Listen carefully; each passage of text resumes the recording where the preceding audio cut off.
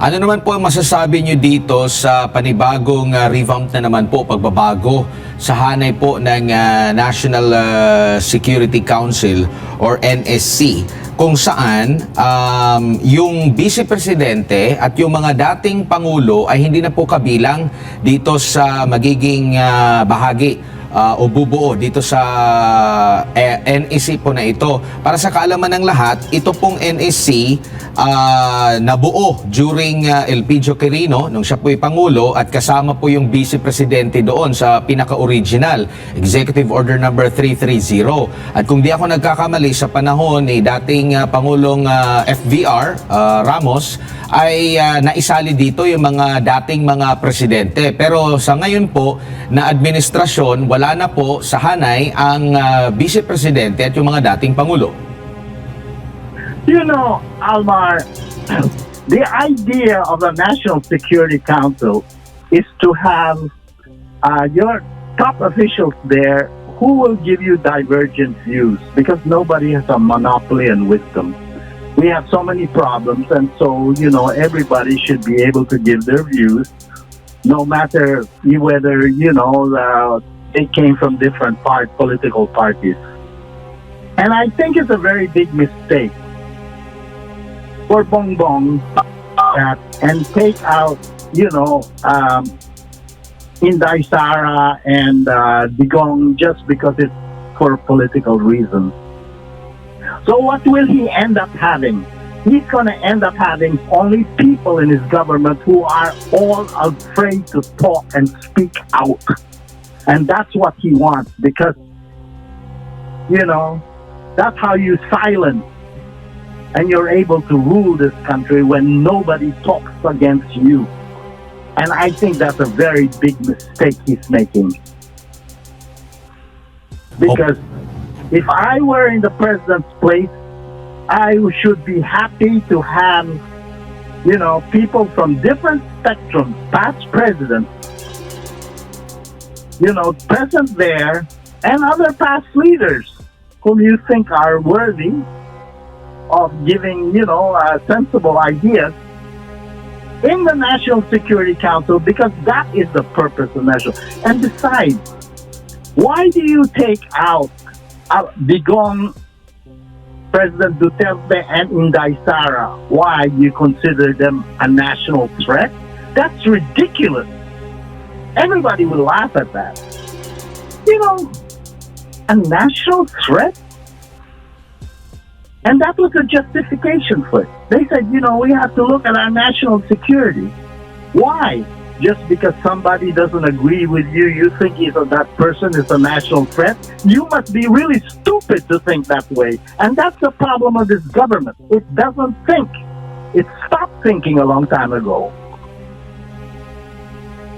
Opo, and para sa kalaman ng lahat, gaano po kahalaga itong NSC, yung pag-convene po nito every time na kailangan o regular na pag-convene ito? Kasi balita po natin parang hindi pa yata nag-convene ito ng buo talaga, kasama mismo rin nanguna ang Pangulo. Kung meron po ba kayong mga narinig? Kasi sa panig po ni Vice President Inday Sara, bago siya tinanggal dito, kabilang ito sa binagyan niya ng emphasis, no, na never siya na naka-attend ng pagpupulong dyan sa NSC. Kinisyon pa nga niya ito during sa assessment sa kanya na walang security threat sa kanya, kaya nga humihingi siya ng minutes, sino yung mga pumirma doon sa minutes, bakit nakapagpalabas ng pahayag ang NSC na ni minsan ay hindi pa siya nakadalo sa anumang meeting simula nang umupo siya bilang pangalawang Pangulo.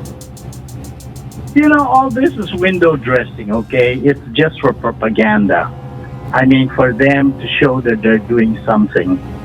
Because the truth of the matter is that they do not want to hear divergent views, which is the idea of having a National Security Council to talk about the issues really concerning the nation. That is the idea of a National Security Council. Because these issues that we have, sooner or later, will pose a problem of national security. Okay?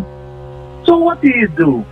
You just want to show you're doing something when you're not doing anything. So what, you reorganize it? And how do you reorganize it? The most stupid way. You get rid of those who have divergent views, and you only put what? People there who are scared to tell you the truth? What kind of a president are you? You must be really stupid to do that. No private president in his right mind who's sincere about solving the problems of the nation would do such a thing. Opo. And sa mga pangyayari pong ito, dapat po ba ito ikabahala ng taong bayan? Kasi parang nabibigyan lang ng emphasis dito yung away po sa politika at hindi mismo yung malapit sa bituka ng taong bayan, which is patuloy na pagmahal ng mga bilihin, yung kahirapan, andyan pa rin po at tila wala silang, kung pagbabatayan natin yung mga pagtatanong at mga surveys po, ganyan po yung resulta po, Ginoong Jose. You know, I don't go by these surveys because a lot of those surveys are paid surveys, you know, to show that they're doing something, and you know, all this is ridiculous. I go by common sense. I go and talk to people outside. I talk to people in the market. I talk to people in the groceries. I talk to tricycle drivers. And I ask them, what do you think? And I'm going to tell you something, okay? Which I know that they will never print anywhere or tell anyone. A lot of people in this country are very angry. And that number keeps growing and growing. And if you took an honest survey of the popularity of Bongbong Marcos, he would be down to 10% rating. I'm willing to take a bet on it.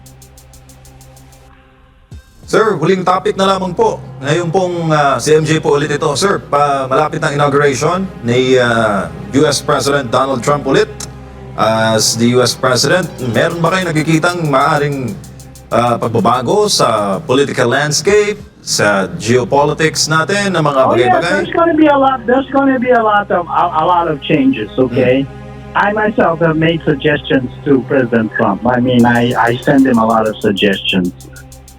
And even recommendations, and he has adopted quite a number of them, okay?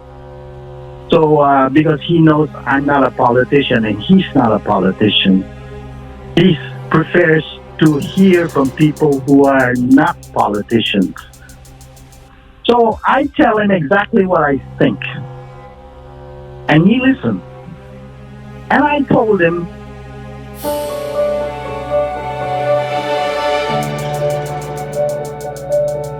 in life, nothing. you know what has gone wrong in all this throughout the world? Why are you having millions of illegal immigrants going across to the United States and millions others to Europe? I'll tell you what the reason is. Because they have no opportunities in their country, and so they are obliged to move to another country, and they look to the United States and to Europe. And you know why I said there is no development in their country? Because there is corruption. These are corrupt regimes. I said the same thing is happening in the Philippines. We have 350,000 undocumented Filipinos in the United States. Why? Because those poor souls saw no opportunity here in the Philippines, and so they went to the United States. That is the source of illegal immigration in the United States and in Europe. And it's the source of immigration from our country to other countries, because this country has done nothing. These governments have done nothing for the people because of a lot of corruption. And I told Donald Trump, I told him, Don, I said, you know, if you don't take a stand on corruption in developing countries, you will continue to have these problems of illegal immigrants. Because the solution is to stop illegal immigration is you make sure that there are no corruptions in their countries of origin, so that they develop, they have jobs there, they have opportunities. I said, this is common sense. And he agreed with me. And you'll see what's going to happen. I told him, you can stop it because you can do it through executive order. You can impose sanctions on corrupt countries. You can ban the corrupt officials from those countries from entering the United States. You can even seize their assets. Biden did it to the Russian oligarchs. Okay, and then I said, just seize their assets and return them to the country once they have an honest government. Return their assets. Seize them. I said, there are solutions, and I've given them a number of solutions. Well, we'll see what's going to happen. Opo, sir, issue sa West Philippine Sea, South China Sea, nakikita po ba ninyo na may mga pagbabagong gaganap? I've also given him a 4-point program on it, and he's looking at it. And I told him, if you agree with it, please negotiate it directly with Jinping. And I suspect this is the reason why I invited Jinping to go to Washington for his inaugural, because he wanted to talk to him. So, And he said, I do not consider China as an enemy. That was very good that he said that. That means that he thinks he can come to an agreement with Jinping, including on the West Philippine Sea. I've given him the solution. He's looking at it. I'm not going to give the details out here because I want Trump to be the one to negotiate it directly with Jinping. And I think Jinping will accept. I have a funny feeling Jinping will like the proposals. And then that's the way we can solve this problem in the West Philippine Sea.